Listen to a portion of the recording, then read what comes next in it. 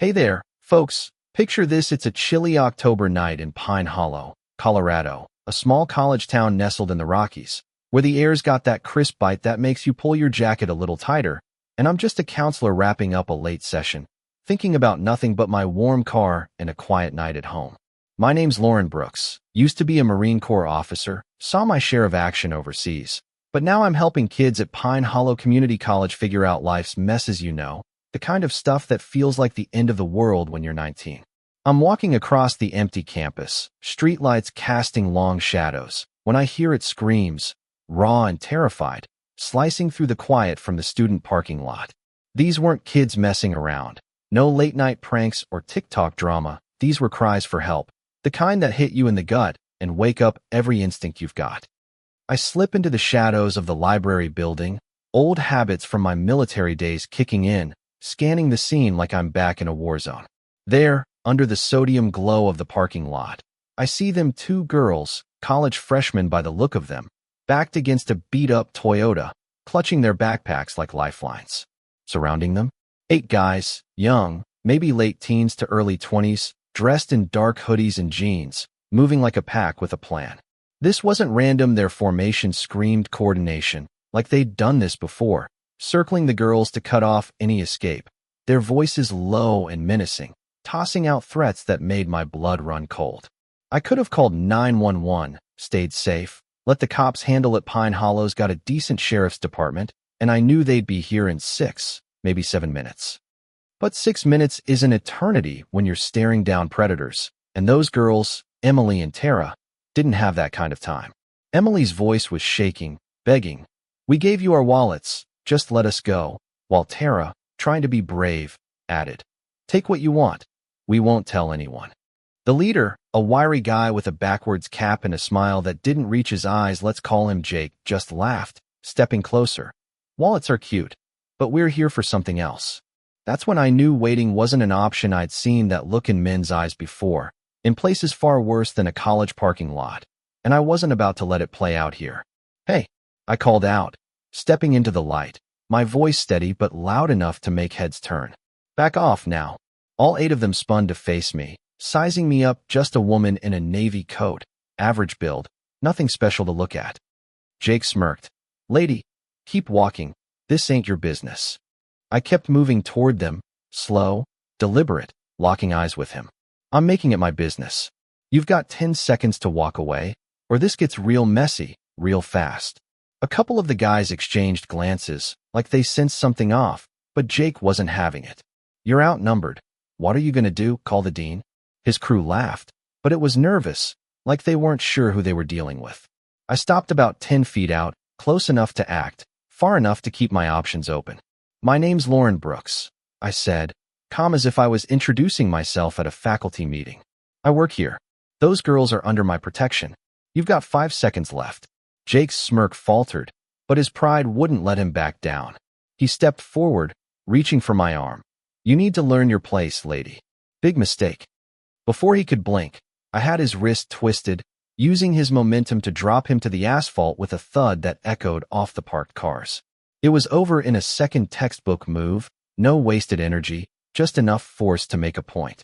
He lay there, groaning, staring up at the streetlights like he'd forgotten how he got there.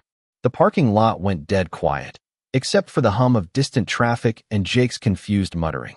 His crew froze, eyes darting between their leader on the ground and me, standing there like I'd just asked them to pass the salt.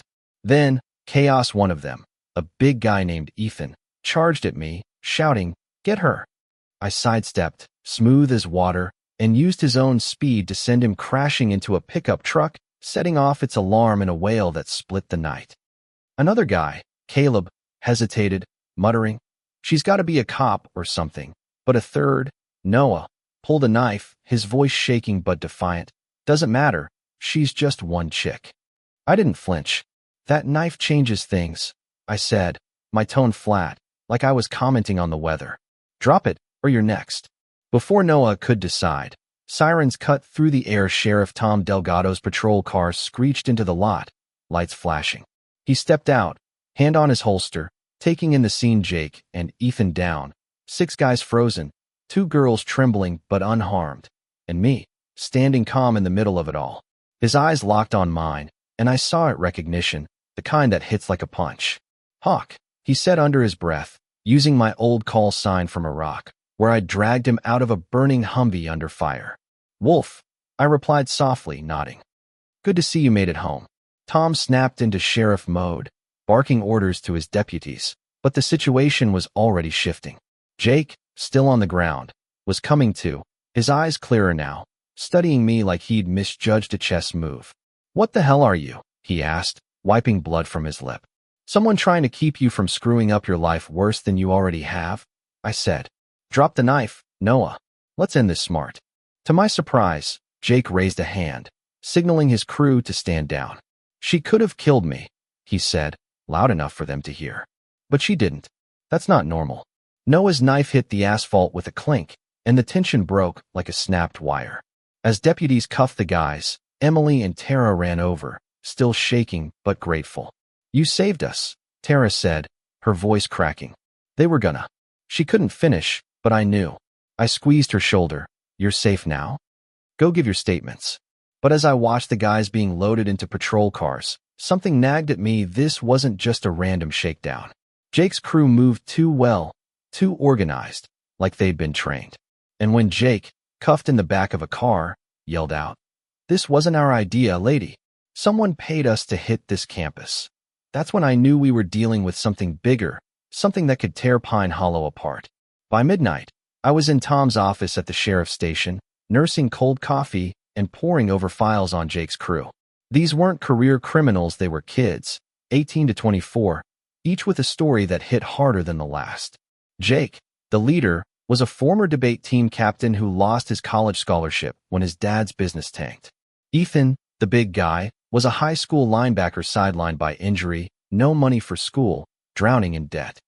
Noah, the knife guy, was an art student who couldn't afford supplies after his mom's medical bills piled up. Caleb, the hesitant one, was a computer whiz who stayed in town to care for his sick grandma. The others, Lucas, Tyler, Mason, and Dylan, all had similar stories.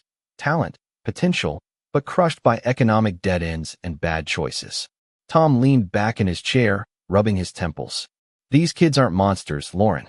They're desperate, and someone's using that." I nodded, flipping through Caleb's file. "Someone's pulling strings, Tom.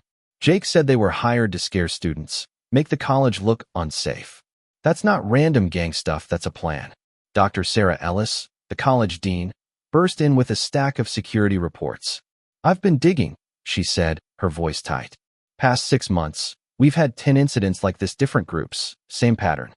Someone's trying to tank our campus's reputation, scare off students, maybe force us to sell land to developers." Tom's eyes narrowed. "Developers? You think this is about real estate?" Sarah shrugged. "Or something bigger. The college is Pine Hollow's hard hit it, and the town bleeds." That's when Jake, from an interview room, started talking. Tom and I listened through a speaker as he spilled details that made my skin crawl. "Guy called himself Mr. Thompson," Jake said, his voice low. "Older, maybe 50, sharp suit, military vibe. Paid us to hit specific targets, students, campus events, even the Veterans Memorial downtown. Said it was about sending a message." I froze. "Veterans Memorial?" Tom nodded grimly. "Vandalized last month. Spray paint, broken statues, words like "Vets go home." Thought it was just kids." I shook my head. "This is targeted. Someone's coming after military folks, using these kids as pawns." By 2 a.m., we were at Sacred Heart Church, staring at more vandalism, graffiti screaming, "Vets don't belong," donation boxes for veteran families smashed. Reverend Paul, a former Army chaplain, looked heartbroken but not surprised. "Third time this month," he said. "They hit our veteran support group room, stole files, trashed anything tied to military families." I snapped photos of the graffiti, noting the precision, not random anger, but calculated, like psychological warfare. Sarah found tire tracks by the church, multiple vehicles, coordinated. "This is an operation," I said, my voice low. "Someone's mapping this town, hitting where it hurts most." Back at the station, Caleb, the tech kid, cracked under gentle pressure from Dr. Ellis. "I didn't want to hurt anyone," he said, eyes on the floor. "Thompson found me online, knew my grandma's medical bills were killing us. Offered me cash to run surveillance, hack campus cameras, track student schedules. Said it was for market research. I didn't know it'd lead to this. I leaned in, keeping my voice soft. Caleb, who is Thompson? Did you meet him? He nodded, hesitant. Once. Downtown. Fancy car. Called himself a consultant. Knew too much sheriff patrol times, college security gaps. Like he had inside info. Tom got a call from the State Bureau, and his face went pale. Thompson's real name is David Spencer, ex-Army intel. Went AWOL from Fort Carson 2 years ago. Suspected of selling secrets, maybe to foreign players. He's been hitting towns like ours, places with veteran communities, stirring up trouble, making it look like vets bring danger. I felt my stomach drop. This wasn't about land or money, it was about breaking the spirit of towns like Pine Hollow, proving veterans were a liability, not a strength. By dawn, we had a plan not just to lock these kids up, but to turn them into something better. I pitched it to Judge Maria Torres, a no-nonsense woman known for creative sentencing. These kids have skills, I said. Caleb's a tech genius, Noah's an artist, Ethan's a leader. What if we redirect them, give them a purpose? Maria raised an eyebrow. You're saying don't throw him in jail? I nodded. Give them a chance to fix what they broke, work for the community. If they screw up, lock him up. But if they step up, we save them and maybe the town. She thought for a long moment, then nodded. You're on, Lauren. You run it, you own it. We called it the New Path Program, set up shop in an old community center on Maple Street. The 8 guys, Jake, Ethan, Noah, Caleb, Lucas, Tyler, Mason, and Dylan showed up that morning, wary but curious. Jake, still nursing a bruised ego, muttered, "This some kind of trick to make us snitch?" I shook my head. No trick. You help rebuild this town, you get a future. You don't, you're in cuffs. Your call. Caleb, always the skeptic, chimed in. What's the catch? Nobody gives second chances for free. I looked him in the eye. The catch is you have to want it. Prove you're more than what you did last night.